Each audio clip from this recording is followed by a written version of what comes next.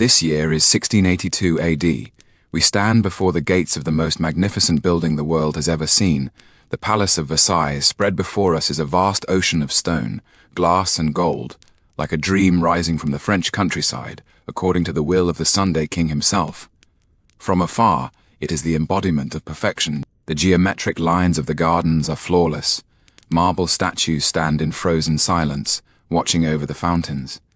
The Hall of Mirrors captures the last fading glow of the setting sun, transforming the entire palace into a glittering jewel box. But let us move closer. Let us pass through these gilded gates and slip quietly into the bustling corridors of the past. Now close your eyes and try to imagine, not just what you see, but what you smell. For beneath the crushed lavender, the heavy musk, and the expensive powder, there is something else, a heavier, more primal earthen scent, suspended in the stagnant air. You see, in this palace of 3,000 rooms, among the silk tapestries and silver chandeliers, something is missing. There are no bathrooms here. Tonight, we shall explore this strange and gilded contradiction. We shall peer behind the velvet curtain and unveil the true face beneath the refined masks of French nobility. We shall discover how history's most elegant people lived in a world unimaginably filthy, and how they maintained their dignity in a palace breathtakingly beautiful, yet unbearably so. This is a story about human nature, about vanity, and about the unvarnished, gritty reality of the 17th century. So, let the modern world fade away. Forget the hum of electricity. Forget running water. Forget those spotless comforts in your room. You are safe, warm, comfortable. Take a deep breath. Let us slowly travel back to the court of Louis XIV, where the air hung thick and heavy, where the night stretched endlessly, and where history quietly awaits. Shadows of the perfumed palace on a spring morning in the year 1682, when Louis XIV stepped into the newly completed Hall of Mirrors at Versailles. Sunlight streamed through 17 enormous arched windows onto the marble floor, casting golden patterns of light. The monarch, who called himself the Sunday King, nodded with satisfaction. This palace would become the symbol of his power, the epitome of European aristocratic life. Yet behind this magnificent facade lay an incredible secret. This palace, hailed as the most beautiful in the world, did not have a single toilet. Louis XIV had an almost pathological fear of cleanliness. In his view, bathing was a dangerous act that would weaken the body and contaminate the soul. He only bathed twice in his entire life, once at birth, and once before his wedding. This notion was regarded as gospel in the French court at the time, becoming a fashion that nobles competed to imitate. Thus, in this palace with 2,300 rooms, housing over 10,000 nobles, servants and attendants, there were no sanitary facilities in the modern sense. Everyone had to rely on chamber pots to relieve themselves, and the contents of these pots were casually dumped in the palace gardens, corridors, and even those exquisite staircases. Imagine that scene in the magnificent golden halls, nobles dressed in gorgeous silk robes, wearing elaborate wigs, stepping in high heels, walking elegantly across marble floors. But beneath their feet, behind those finely carved pillars, behind those priceless tapestries, the smell of human excrement permeated everywhere. This stark contrast created a surreal atmosphere, where surface extravagance coexisted with hidden primal needs. In the aristocratic life of the Palace of Versailles, the chamber pot was not merely a practical tool, but also a symbol of status and a prop for social interaction. Each noble possessed their own exclusive chamber pot, typically crafted by the finest artisans and adorned with family crests, precious gems, or exquisite paintings. Louis XIV himself owned a chamber pot made of pure gold, weighing 3 kilograms, its surface encrusted with diamonds and rubies, glittering like a crown under candlelight. This chamber pot was placed in a specially made silk tent in the king's bedchamber, managed by a dedicated chamber pot attendant. Whenever the king needed to use it, this attendant would respectfully present the chamber pot, then wait nearby until the king finished before carefully retrieving it. Even more surprising was that in the Palace of Versailles, using the chamber pot actually became a public social activity. Nobles would receive guests in their salons, and midway through conversation, the host might use the chamber pot without any hesitation, while guests would politely continue chatting as if nothing had happened. This behavior was considered a display of candor and intimacy at the time, and only the most trusted friends could enjoy this special treatment. French noblewomen even developed this behavior into an art form. They would wear specially made long dresses, with exquisite chamber pots hidden beneath the skirts. At formal banquets or balls, when nature called, they would gracefully sit down and complete their private business under the cover of their long skirts, then nonchalantly continue participating in social activities. This technique required long-term practice and perfect timing, and was called the court chamber pot art. Faced with the omnipresent odors in the palace, the French invented a genius solution: perfume. If you can't eliminate the stench, then cover it up with an even stronger fragrance. Thus, under the reign of Louis XIV, France's perfume industry experienced unprecedented prosperity. Grasse, a small town in southern France, became the center of perfume manufacturing. Hundreds of perfumers worked day and night, creating various intense and long-lasting perfume formulas. Roses, jasmine, lavender, musk, all imaginable aromatic substances were used to make perfume. These perfumes not only had to smell sweet, but more importantly, they had to be strong enough to overpower the body's natural odors. The nobles used large amounts of perfume every day. They would spray perfume on every part of their bodies: hair, face, arms, chest, even their underwear and shoes. Some extreme nobles used over a liter of perfume daily, like walking perfume bottles. In the corridors of Versailles, visitors could often be seen with tears streaming down their faces from the overpowering scents. Louis XIV himself had a special preference for perfume. He changed his perfume daily: floral scents in spring, fruity fragrances in summer, woody notes in autumn, and rich animal musks in winter. His perfumer specially created a fragrance called the Sunday King for him. It is said this perfume's scent could last an entire day without fading, even on the hottest summer days. In this world surrounded by perfume, daily life at Versailles took on an absurd and surreal quality. Every morning, when the first rays of sunlight entered the palace, hundreds of servants would begin their cleaning work, not cleaning bodies, but cleaning chamber pots and disposing of the waste accumulated overnight. These servants were called the cleaning corps. They wore specially made uniforms and masks soaked in perfume, pushing carts full of chamber pots through the palace. Their routes were carefully designed to avoid overlapping with the nobles' paths. However, even with such caution, accidents still happened from time to time. Once, a young marquise, on her way to the Hall of Mirrors, accidentally knocked over a cleaning cart full of chamber pots. The golden liquid instantly splashed across the marble floor, giving off a pungent smell. The lady showed no disgust or panic whatsoever, but elegantly pulled out her handkerchief, gently wiped her shoes, and then continued on her way as if nothing had happened. This composed attitude was praised at the time and became a model of court etiquette.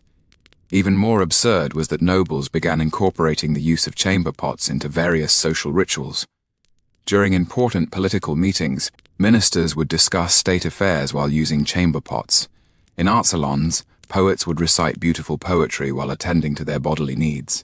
Even during religious ceremonies, priests would use chamber pots between sermons, then continue preaching the gospel of God. When foreign envoys came to the Palace of Versailles, they were often left dumbfounded by this unique court culture. The British ambassador wrote in his memoirs, "I can never forget that scene.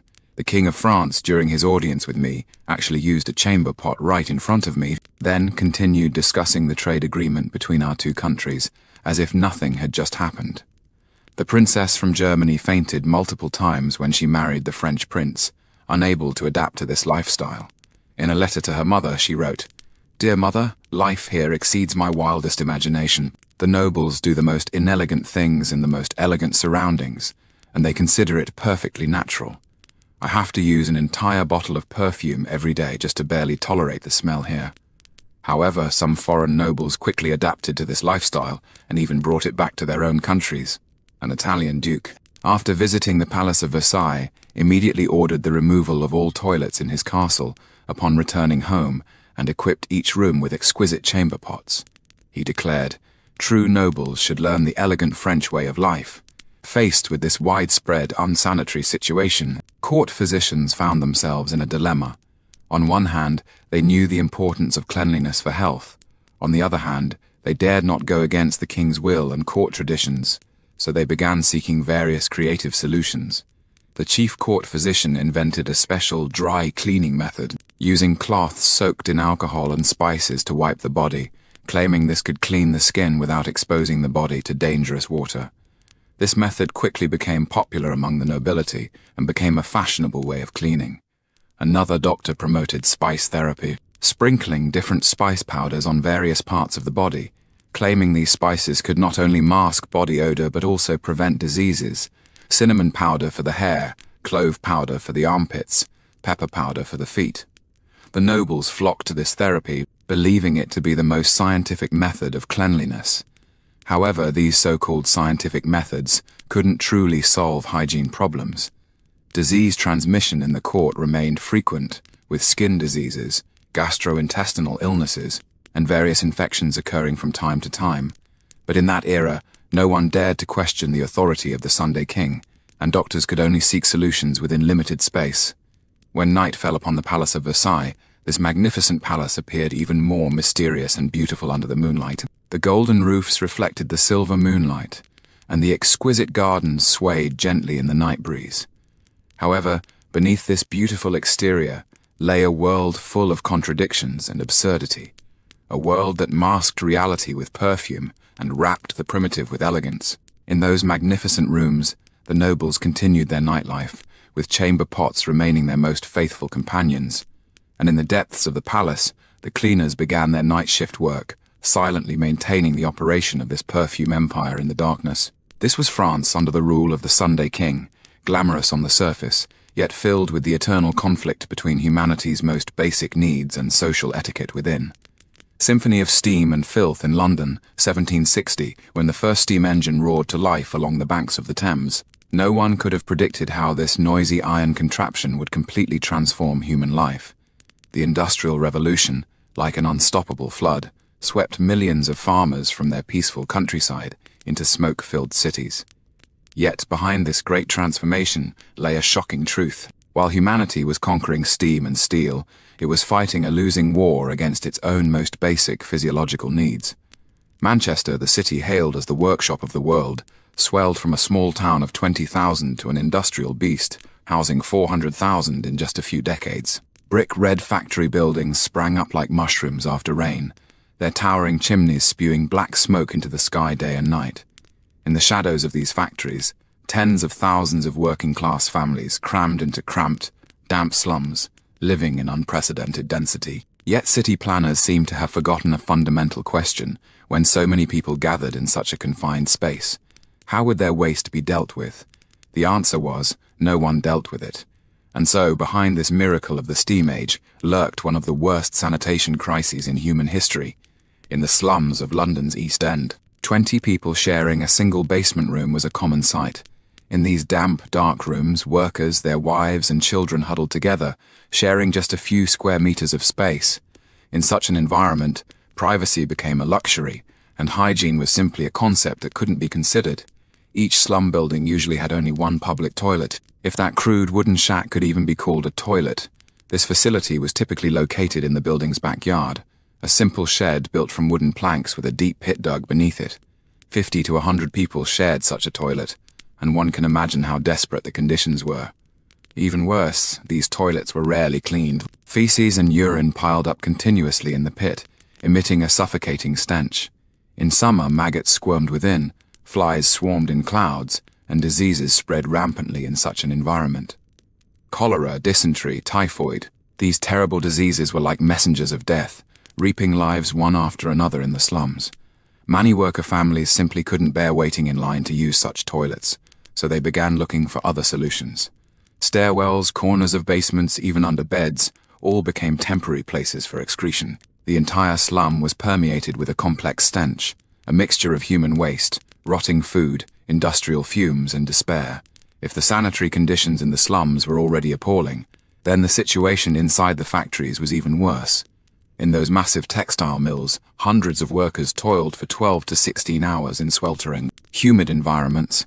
The roar of machines was deafening, cotton fibers danced in the air, yet workers had no time to leave their posts to attend to their bodily needs. Factory owners, in order to maximize production efficiency, strictly limited workers' rest time. Many factories stipulated that workers could only have 2 bathroom breaks, per Dalton Y, each no longer than 5 minutes. This inhumane rule forced workers to take extreme measures. They would relieve themselves directly in their pants while working. then continue operating the machines. In some textile mills, female workers invented a special kind of work clothes, wearing specially made undergarments beneath their ordinary skirts, padded with rags or cotton inside. When nature called, they would relieve themselves directly into these pads, then wash or discard them after work. Although this practice solved the immediate problem, it also brought serious health issues. Even more shocking was that some factories didn't even have any toilet facilities at all. Workers were forced to relieve themselves in corners of the factory, behind machines, or even among piles of raw materials. The entire factory was permeated with a nauseating smell, but the workers had grown accustomed to it, because they had no other choice. The Thames River in London, once a clear and beautiful river, became a massive sewer during the Industrial Revolution. The entire city's sewage, industrial waste, and human excrement were dumped directly into the river. By the 1850s, the Thames had turned into a black, foul-smelling river of sewage. Whenever the tide receded, thick layers of sludge would be exposed on the riverbanks, mixed with all sorts of nauseating substances. This sludge fermented under the sunlight, producing an almost unbearable stench. Londoners gave this phenomenon a fitting name, the Great Stink. In the summer of 1858, the Great Stink reached its peak. The smell from the Thames was so intense that the curtains in the Houses of Parliament had to be soaked in lime water to reduce the odour. Members of Parliament had to cover their noses with handkerchiefs during sessions, and some even fainted because they couldn't stand it. This year was called the Year of the Great Stink and became the most infamous summer in London's history. However, even in such terrible conditions, people still had to rely on this river for their livelihood. Poor people washed their clothes by the river, children played in the sewage, and some even drew water from the river to drink. Diseases spread rampantly in such an environment, and the death rate skyrocketed, but most people were powerless to do anything about it. In stark contrast to the despair of the slums, the emerging middle class was striving to maintain a hypocritical elegance and respectability. These factory owners, merchants, and professionals lived in relatively spacious houses with private backyards and servants. However, even they could not completely escape the sanitary dilemmas of the era. Victorian middle-class households would typically build a private toilet in the backyard, known as a necessary house. These toilets were somewhat better than the public toilets in the slums, but were essentially still cesspits dug into the ground with wooden sheds built over them. To maintain respectability, middle-class families would regularly hire night soil men to clean out these cesspits. These workers usually worked late at night, digging out the excrement with buckets and shovels, then transporting it outside the city for disposal. This work was considered one of the lowliest occupations, but was indispensable at the time. Indoors, middle-class families still relied on chamber pots and night pots. However, their chamber pots were usually more exquisite, some even being imported porcelain pieces. These chamber pots were placed in specially made cabinets in the bedroom, covered with silk or velvet fabric. After use, servants would be responsible for emptying and cleaning them. In this era of extremely poor sanitary conditions, children became the biggest victims. In the slums, the mortality rate of infants and young children was shockingly high. Many children died from various diseases before they even learned to walk. Child laborers in factories faced even more severe challenges. These children, only 7 or 8 years old, were forced to work in harsh environments. Their bodies hadn't fully developed yet, unable to control their physiological needs. Many child laborers would relieve themselves directly in their pants while working, then continue working until they could wash up after their shift ended. What is even more heartbreaking is that these children grew accustomed to this unsanitary way of life from a young age, believing it was normal. Many workers, when recalling their childhood years as adults, would mention that ever-present stench and despair, but they would also say that back then, they didn't know life could be any different. In orphanages and poorhouses, the situation was equally terrible. Dozens of children crammed into one room, sharing a few worn-out chamber pots. Disease spread rapidly in such environments, and many children left this world before they ever had a chance to learn about the outside world. However, amidst this darkness, the faint light of science began to flicker. Some enlightened individuals started to recognize the relationship between sanitation and health, and worked hard to find solutions. Dr. John Snow, through his research on cholera transmission, discovered the connection between disease and contaminated water sources. Although his findings were questioned at the time, they laid the foundation for later public health reforms. Engineers began designing better drainage systems and sewage treatment facilities. Although these early attempts were still crude, They represented humanity's first step in fighting the sanitation crisis. Some philanthropists and reformers began to pay attention to the living conditions in slums, and they established some model worker housing equipped with relatively good sanitary facilities. Although the scale of these efforts was still limited, they pointed the way for future reforms. As the first phase of the Industrial Revolution drew to a close, humanity had learned to harness the power of steam and built unprecedented machines and factories. However, while conquering nature, humans were losing the battle against their most basic physiological needs. Cities became more crowded, pollution more severe, and diseases more rampant. But amidst this despair, the seeds of change had quietly begun to sprout. Scientific progress, the awakening of public awareness, and the desire for a better life were all preparing for the coming sanitary revolution. Dawn was about to arrive, but before that, humanity still had to continue groping forward in the darkness. The birth of the porcelain saviour on an autumn day in 1596, in Harrington Manor in Warwickshire, England. Sir John Harrington was buried in work in his study. This godson of Elizabeth I, poet and inventor, was designing a device that would completely change human history. On the desk, flickering with candlelight, various sketches and calculations were scattered. The direction of pipes, the capacity of the tank, the flushing mechanism. He perhaps didn't realize that he was creating a miracle that would save countless lives. Harrington's invention was humbly named Ajax by him, a toilet equipped with a water tank, valves, and a flushing mechanism. This seemingly simple device contained revolutionary design concepts, using clean water to flush away waste, transporting it through a pipe system to places far from human habitation. When Her Majesty first used this device, the clear water carried an almost sacred power, washing away the filth without a trace. However, this genius invention did not receive widespread recognition at the time. The nobility considered it too complex and expensive, while ordinary people simply couldn't afford it. Ajax quietly lay in the corner of history, waiting for its era to come. This wait lasted nearly 3 centuries. It wasn't until the mid-19th century, when the sanitary crisis brought by the Industrial Revolution reached its peak, that people remembered Harrington's genius design. In 1848, Thomas Crapper improved the flush toilet design, inventing the Bullcock system. This seemingly minor improvement had epoch-making significance, making flush toilets more reliable and practical. In Staffordshire, England, ceramic craftsmen began a quiet revolution. These craftsmen, who had inherited pottery-making skills for generations and originally specialized in making exquisite tableware and decorations, now devoted their skills to a more noble cause, manufacturing sanitary ware.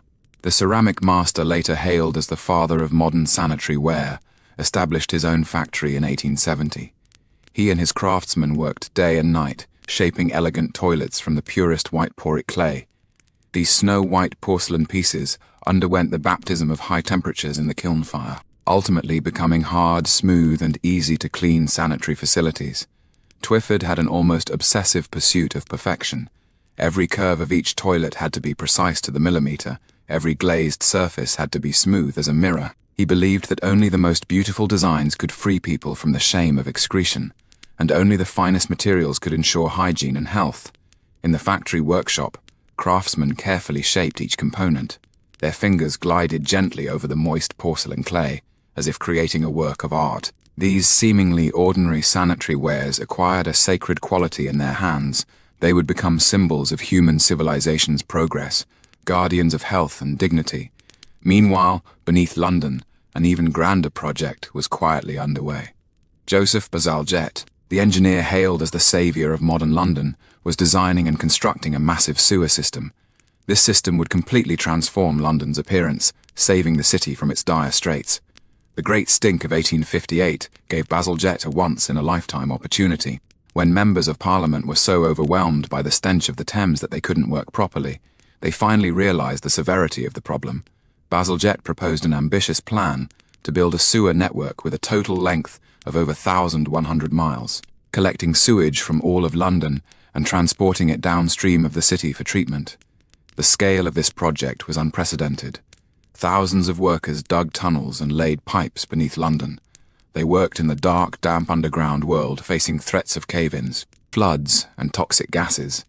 Many workers gave their lives in this great project, but their sacrifice brought rebirth to the entire city. Bazalgette's design was full of engineering wisdom. He used the power of gravity and tides to drive the flow of sewage, designing ingenious pumping stations and treatment facilities. The entire system was like a giant circulatory system, carrying the city's waste away while maintaining a supply of clean water. Driven by this technological revolution, Victorian British society began to undergo a profound cultural transformation.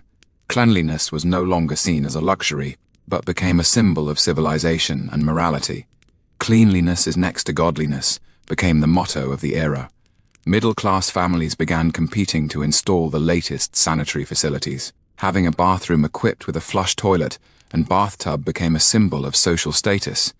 These bathrooms were usually decorated exquisitely, with delicate tiles on the walls, marble floors, and various gilded fixtures gleaming brightly. Women played an important role in this sanitary revolution. Victorian housewives viewed cleanliness as their sacred duty. They established detailed cleaning schedules, thoroughly cleaning every corner of the house every day.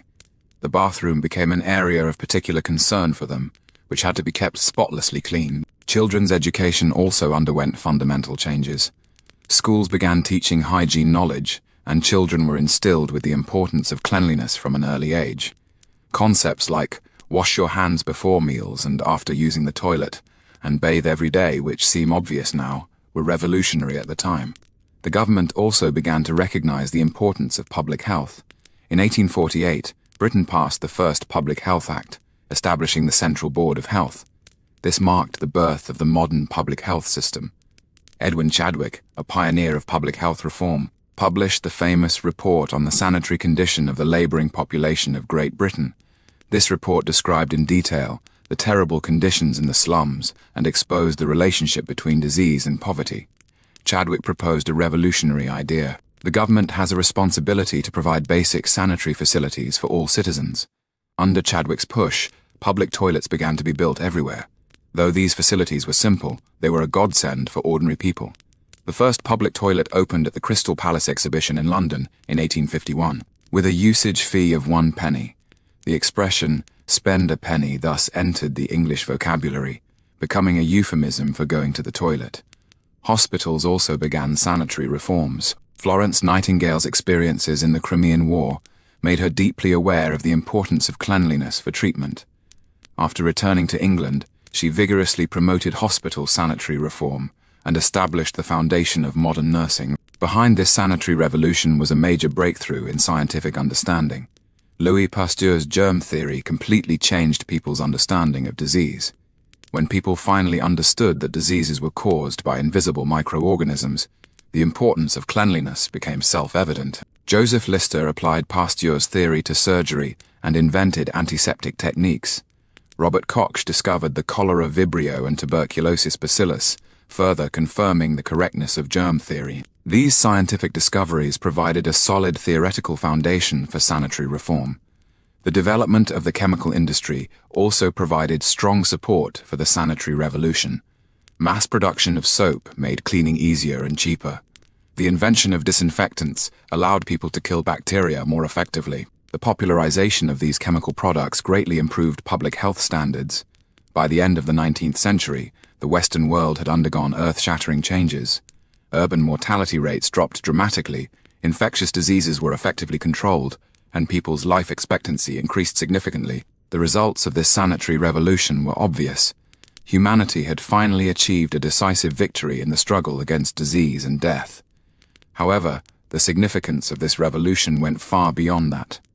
It changed people's understanding of the body, health, and dignity. Cleanliness was no longer a privilege of the nobility, but a basic right of everyone. Privacy was no longer a luxury, but a fundamental requirement of human dignity. Behind those white porcelain fixtures, behind those complex plumbing systems, behind those strict sanitary regulations, lay a great leap forward in human civilization. We learned how to live in harmony with our own bodies, how to maintain dignity and health while meeting basic physiological needs. When night fell, in those homes equipped with modern sanitary facilities, people could sleep peacefully, no longer worried about the threat of disease. Children grew up healthy in clean environments. Women no longer felt ashamed of their physiological needs, and the elderly could spend their later years with dignity. This is the true meaning of the White Revolution. It didn't just change our way of life. More importantly, it made us redefine what human dignity means. In those seemingly ordinary sanitary facilities lies humanity's eternal pursuit of a better life, lies the immortal power of civilizational progress. The Eastern Awakening and the global pilgrimage to cleanliness on the 8th of July, 1853, as Commodore Matthew Perry's black ship fleet sailed into Edo Bay. Japan's era of isolation was about to come to an end. However, amidst this civilization clash that shook the world, few noticed a seemingly insignificant detail: the American sailors' surprise and confusion at traditional Japanese toilets. On that summer day when cherry blossoms drifted down, two vastly different sanitation cultures met face to face for the first time. The Japanese had their own unique philosophy of cleanliness. They viewed excretion as part of the natural cycle, with feces carefully collected to be used as fertilizer for farmland. This system, known as night soil, had been operating for hundreds of years, creating one of the most sustainable agricultural cycles in the world. The Japanese toilets the American sailors saw were simple and practical wooden structures, usually built in a corner of the house, with removable wooden buckets underneath. Though these facilities were crude, they embodied the Japanese people's profound understanding of harmony with nature. However, in Western eyes, they appeared primitive and backward. Officials of the Tokugawa shogunate, through their contact with Westerners, gradually became aware of the vast differences in sanitation concepts between the two civilizations. When they first saw Western flush toilets, the practice of washing away waste with clean water left them both shocked and puzzled. In an island nation where water resources were precious, such a practice seemed like an enormous waste. In 1868, the Meiji Restoration marked the beginning of Japan's modernization. The young Emperor Meiji declared in the Charter Oath that Japan would seek knowledge throughout the world, which included not only political and military systems, but also comprehensive westernization of lifestyle. Fukuzawa Yukichi, the thinker hailed as the father of Japanese modernization, described Western sanitary facilities in detail in his work, Seiji Jiji Conditions in the West. He wrote, "The cleanliness of Westerners is not merely external decoration, but a manifestation of inner civilization." He believed that to achieve true civilization and enlightenment, one must start by changing the most basic daily habits. In 1871, the Iwakura mission embarked on a 2-year tour of Europe and America. The mission members were impressed by the elegantly decorated public toilets and private bathrooms when visiting Western cities. Kido Takayoshi wrote in his diary, "The toilets of Westerners are as clean as palaces, truly awe-inspiring." After returning home, the mission members began promoting Western-style sanitary facilities in Japan. However, this process was not smooth sailing.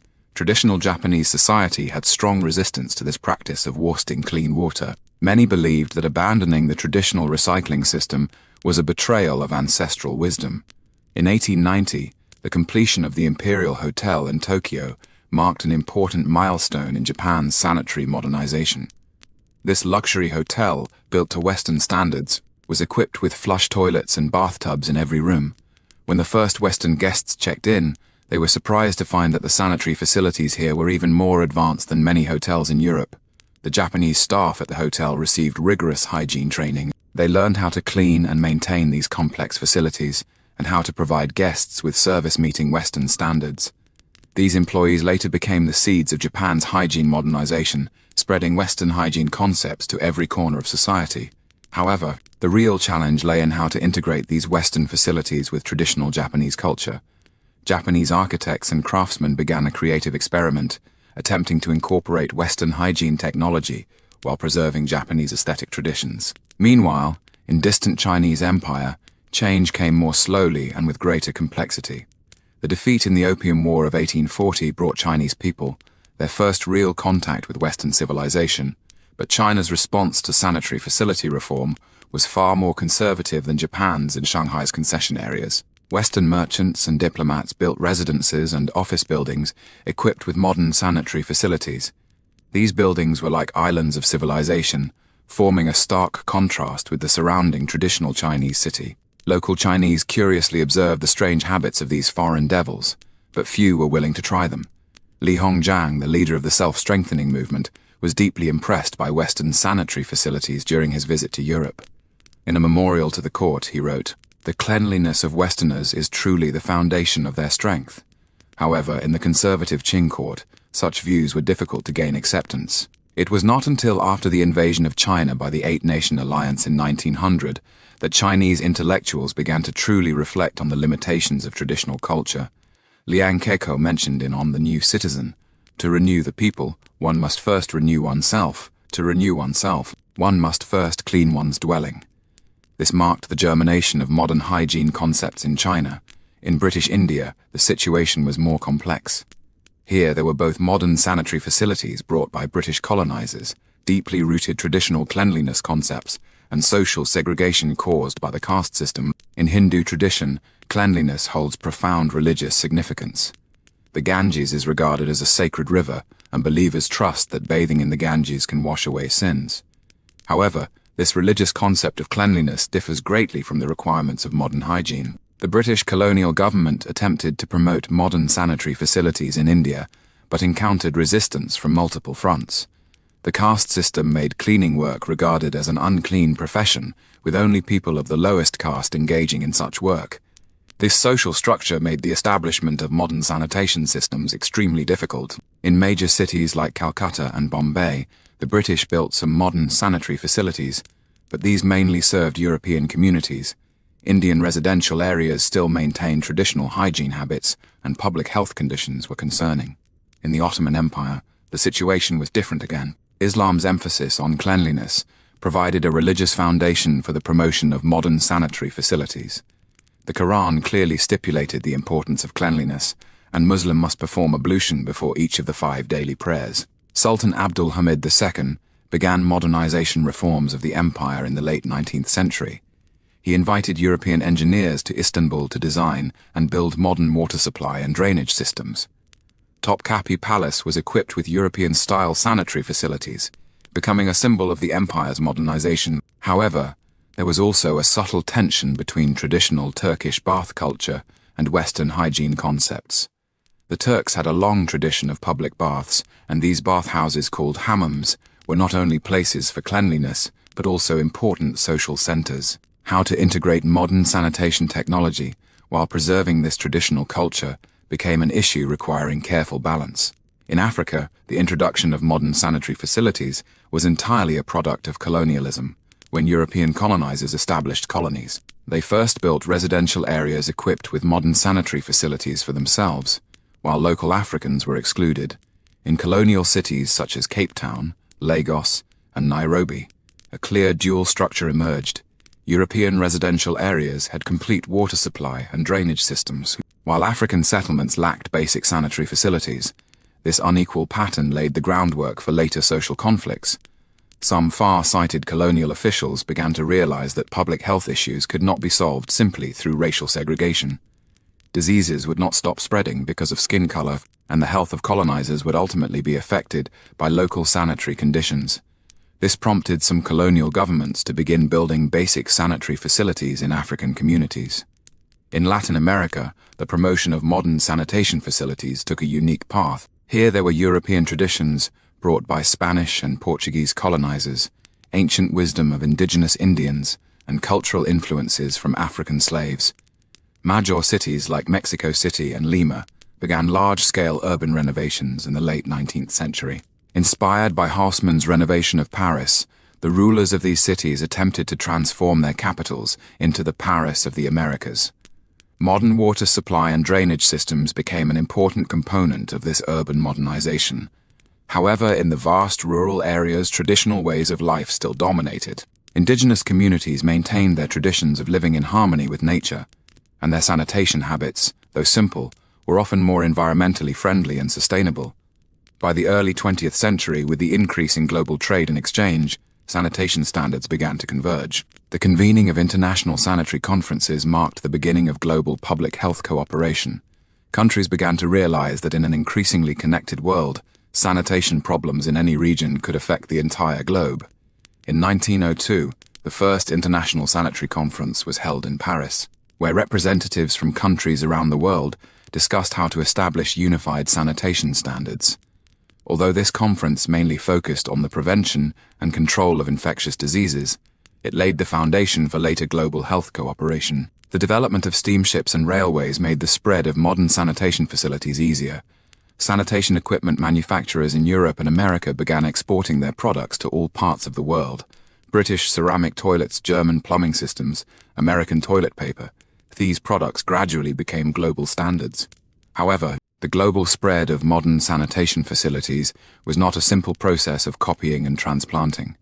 Different cultural backgrounds gave rise to different adaptations and innovations.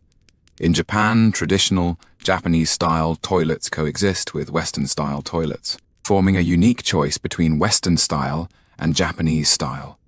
The Japanese also invented innovative features such as heated toilet seats and automatic flushing, elevating sanitation facilities to an art form.